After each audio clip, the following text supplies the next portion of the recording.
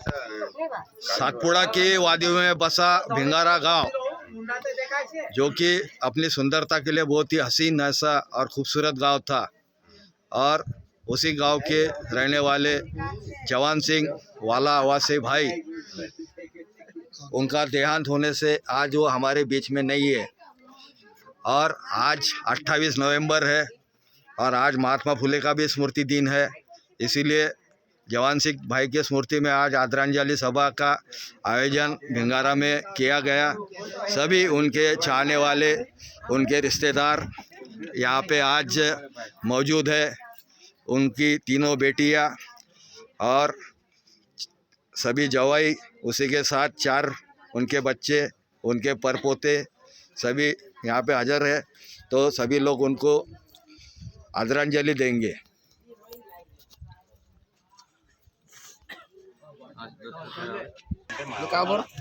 सबसे पहले जो जवान सिंह भाई की जो प्रतिमा है, उसको हार पहनाने के हेतु मैं मोहन भाई, बाद में हिरलाल भाई, रमेश भाई, सरदार, उसी तरह से हमारे चालीसटापरी से आए हुए सुमार सिंह भाई, जो कि उनके बहुत ही करीबी दोस्त थे, गोरलाल भाई, इन सबको आमंत्रित करता हूँ कि सबसे पहले वो प्रतिमा को हार पहनाए।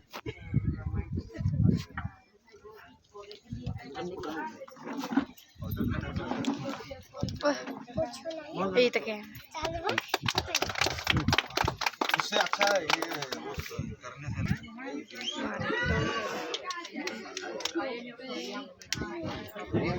दूर हो जाता है ना, तो हाथ बराबर आ जाए जहाँ बड़ी रोला करने पानी लड़ते ही जाओ ना। बाकी लोग ऐसे आ जाओ आजू बाजू में, एक बाजू से महिलाएं आ जाओ।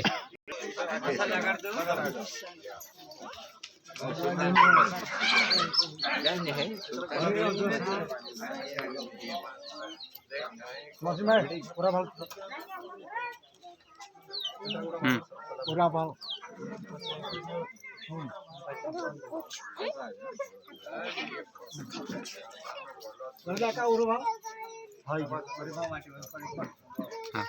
भाई अमर रहे जवान सिंह भाई, अमर रहे धरती पुत्र जवान सिंह भाई, अमर रहे।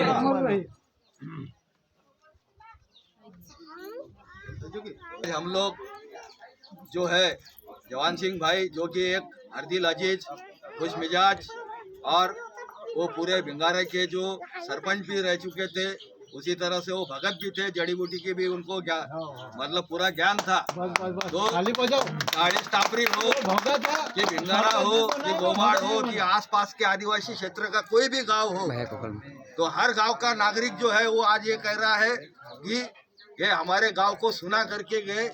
और मतलब इतना खूबसूरत गांव हमारा भिंगारा है, आदिवासी क्षेत्र का गांव है, लेकिन वो भी हमको जवान सिंह भाई हमारे बीच में नहीं होने से आज सुना लग रहा है। तो यही भावनाएं सबने, मैं जिन लोगों से मिला, क्योंकि कल ही 10 कार्य और बोकड़ा का जो प्रोग्राम हुआ, तो उसमें कम से कम 5000 लोग आए थे। तो सभी लोगों ने यही बोला कि हमारे गांव को जवान सिंह भाई सुना करके गए। तो हमेशा बिल्कुल खुश मिजाज रहने वाले, चेहरे पे हमेशा हंसी उनके रहती थी।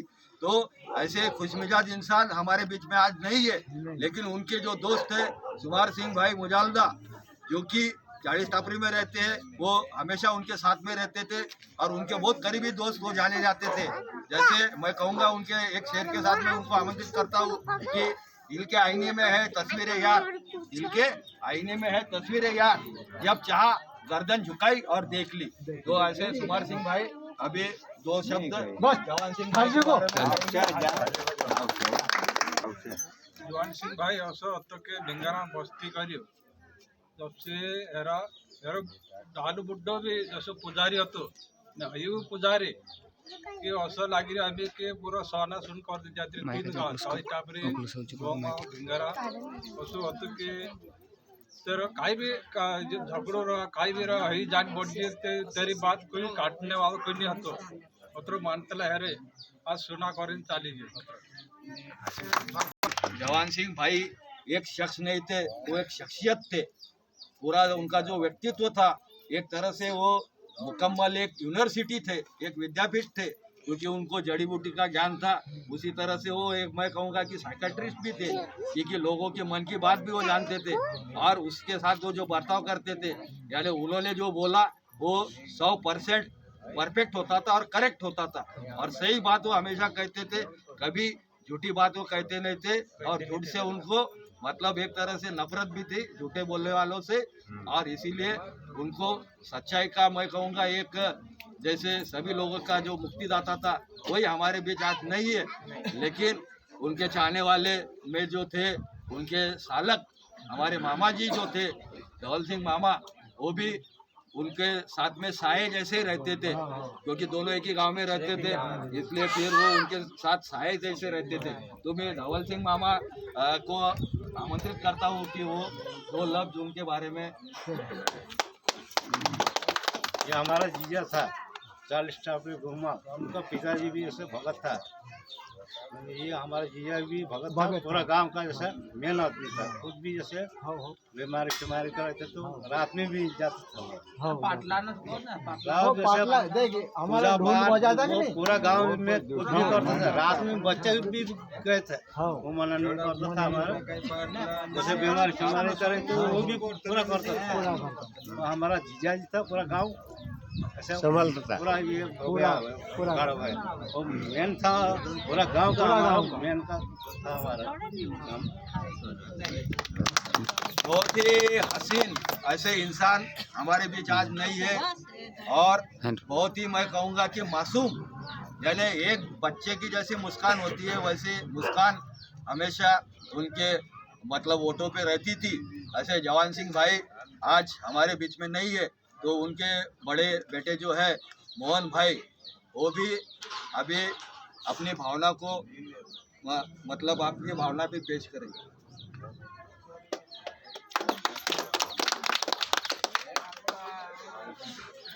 जो हमारा पिताजी था जवान सिंह वाला आवास, उन्होंने बहुत ही गाँव के लिए, कोई बाहर के वास्ते, सबों के लिए बहुत ही ईमानदारी से काम निभाते थे वो। और कुछ बीमारी वाले को कुछ दवा दारू जो जानते थे, जड़ा बूटी जानते थे, उनको मुफ्त में उनका इलाज करते थे। लेकिन आज वो इस दुनिया में नहीं है, उनके लिए हमारे को बहुत बड़ा संकट आ गया। ये 2 शब्द बोलकर मैं ये थे सबसे बड़े लड़के जवान सिंह भाई के मोहन भाई, जो भी मतलब एक तरह से मैं कहूँगा कि जवान सिंह भाई के जो वारिस है, तो उनके जो 4 बेटे और 3 लड़कियाँ, ये उनकी वारिस है एक तरह से। तो उन्होंने अपनी भावना को मुक्त किया। तो इसके बाद में हमारे युवा साथी जो कि 40 टापरी के हैं और बहुत ही लड़ाकू और जुझारू भी है, ऐसे राधेश्याम भाई को मैं विनती करता हूँ कि युवा लोगों ने भी कुछ हमारे जो बुजुर्ग हैं उनसे अनुभव लेना चाहिए और उन पे अपने जो विचार है वो उनका इजहार करेंगे। अभी राधेश्याम को तो हाँ तुम्हारी भाषा गाँव में जसं तीनों गाँव का चाली इंसान हो, जैसे एर बराबर इंसान कोई है नहीं और है भी नहीं सके। जो भी नाता झगड़ा जो भी होते एरे वजह से सब सॉल्व होतलो और एरे जाने से तीनों गाँव बहुत दुखी माहिर समझा।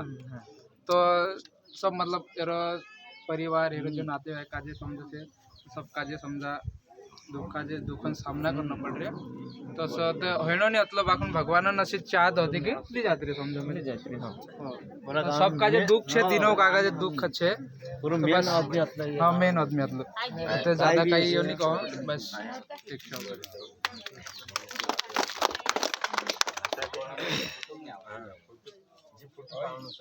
जवान सिंह भाई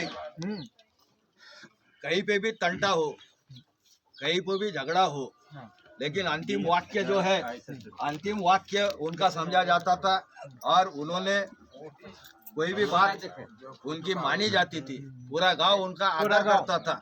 यहाँ तक कि मैंने ये भी सुना कि इंदल की पूजा हो, बाद में अपने जो कर्मकांड होते हैं मतलब अपनी पूजा होती है आदिवासियों में, तो उसका उनको जो मान सम्मान मिलता था तो उनको मान सम्मान सभी पूरा गांव देता था और उनकी मतलब हर बात को उनकी माना जाता था, क्योंकि वो सच्चाई के ईमानदार आदमी थे। और ऐसा सच्चा इंसान आज हमारे बीच में नहीं है। तो उनके जो 2 नंबर के बेटे हैं, जो कि एक बहुत ही अच्छे सामाजिक कार्यकर्ता भी है, ऐसे रमेश आवासी जी, उनको मैं उनकी भावनाएं मुक्त करने को आमंत्रित करता हूं। हमारे पिताजी हमें छोड़कर गए हैं। हमारे परिवार पे संकट का साया है, लेकिन आज श्रद्धांजलि के तौर पे उन्हें हम आज श्रद्धांजलि यहाँ जमे हुए लोगों की तरफ से उन्हें श्रद्धांजलि देते हैं।